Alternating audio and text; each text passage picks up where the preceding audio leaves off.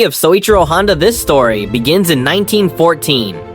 When an 8-year-old boy was playing in a small village in Japan, one day he saw a machine moving on 4 wheels. It was a Ford Model T. The sight amazed him so much that it sparked his lifelong fascination with vehicles and mechanical parts. That boy was Soichiro Honda, and no one knew that one day his name would appear on countless vehicles around the world.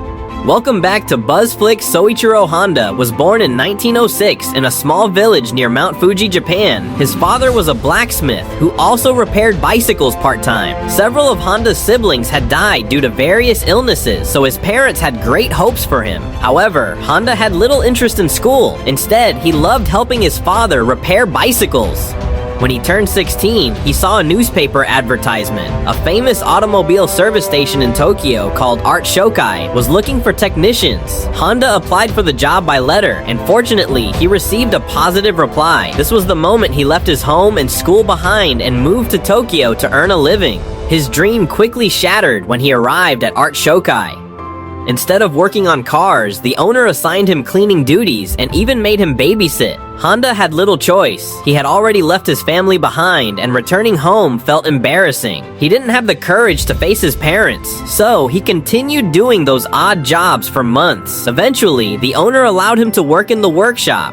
Honda had always been interested in mechanics, so he learned quickly. Within a few months, he gained extensive knowledge about different vehicles and their components. During this period, Art Shokai built 2 racing cars. The first was called Art Daimler, and the second was Curtis. Both vehicles were built using used engines and went on to win first place in the 1924 Japanese Motor Championship.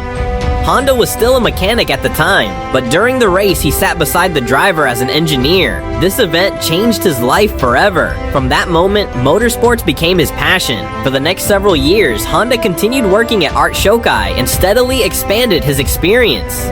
In 1928, at the age of 22, his employer decided to open a new branch in Hamamatsu and entrusted Honda with managing it. Honda started the branch with only 1 worker. Within just 2 years, he expanded it to a team of 30 employees. By then, he had become not only a brilliant mechanic, but also a skilled racing driver. Using his expertise, he designed a racing car for his employer that could reach a speed of 120 kilometers per hour, breaking all previous records in Japan. The record remained unbeaten for nearly 20 years. Honda's importance to the company grew significantly. He dreamed of opening his own workshop, but fate had other plans. In 1936, Honda suffered a horrific racing accident. Although he survived, his left arm was fractured, his shoulder was dislocated, and his face was badly injured. For a time, he thought his life was over. He could neither race nor work as a mechanic. After months of recovery, Honda approached the owner of Art Shokai with a new idea, since he could no longer continue repairing vehicles. He suggested starting a separate company to manufacture spare parts. The idea was immediately rejected. The company was already making profits, and nobody wanted to take a new risk. Honda then decided to start a parts manufacturing company on his own. In 1936, at the age of 30, he and a friend established Tokai Seiki Heavy Industries, appointing his friend Shichiro Kato as president. The company existed, but Honda lacked the money to run it properly. During the day, he worked for Art Shokai. At night, he experimented with making engine pistons for his new business. For months, he followed this exhausting routine, but success remained elusive. Continuous failures and sleepless nights weakened him physically and mentally. Determined to improve, he enrolled in a university to study metallurgy. Finally, after 3 years of relentless effort, Honda successfully created a piston in 1939. He quit his job and devoted himself full-time to manufacturing. However, he soon discovered that his pistons still had serious flaws. When he offered them to Toyota, the company rejected 47 out of 50 designs. The rejection hit Honda like a lightning bolt. He had already burned all his bridges. Instead of giving up, he traveled across Japan, visiting factories and manufacturers to understand what companies actually needed. For years, he studied the market. Eventually, Honda redesigned his pistons. This time, they passed all quality control inspections. Orders started pouring in rapidly, and once again, Honda could see his dreams becoming reality. To fulfill demand, his company hired around 2,000 workers. Unfortunately, his happiness lasted only a short time. In 1941, Japan entered World War II. The government took control of many Japanese companies, including Honda's. Honda was demoted and became only a senior managing director. Things worsened when many of the company's workers were drafted into military service. The next 3 years were extremely difficult. Then, in 1944, disaster struck. During an air raid, a missile hit Honda's factory directly. Japan's situation continued to deteriorate as the country moved closer to defeat. In 1945, 2 nuclear attacks devastated Japan. The nation surrendered, and although the war was over, Honda had lost almost everything. He eventually sold the remains of his company to Toyota for 450,000 yen and found himself unemployed once again. Honda wasn't alone. The entire country was facing an economic crisis. Inflation was soaring, food was scarce, and public transportation was difficult because fuel had become extremely rare. During this period, Honda found a small engine once used by the Japanese Imperial Army to power wireless radios. As always, an idea came to his mind. He thought, why not attach this engine to a bicycle? Doing so would make transportation easier and more affordable. People were already struggling with rising prices, so when they saw Honda's motorized bicycle, they loved the concept.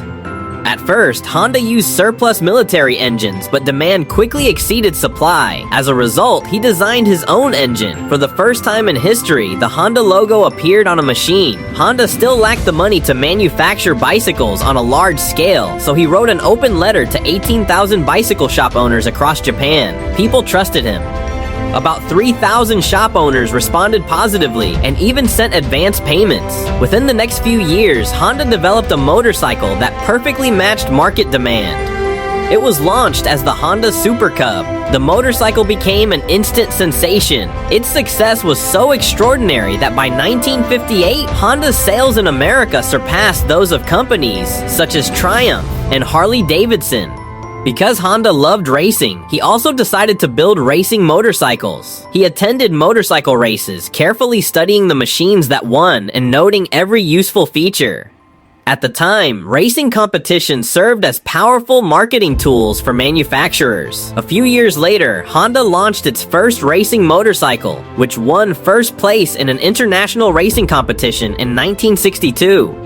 The victory made Honda famous around the world. By 1960, Honda had become the largest motorcycle manufacturer in the world. By 1968, the company had sold more than 10 million units. After spending 62 years of his life chasing success, Soichiro Honda had achieved remarkable accomplishments.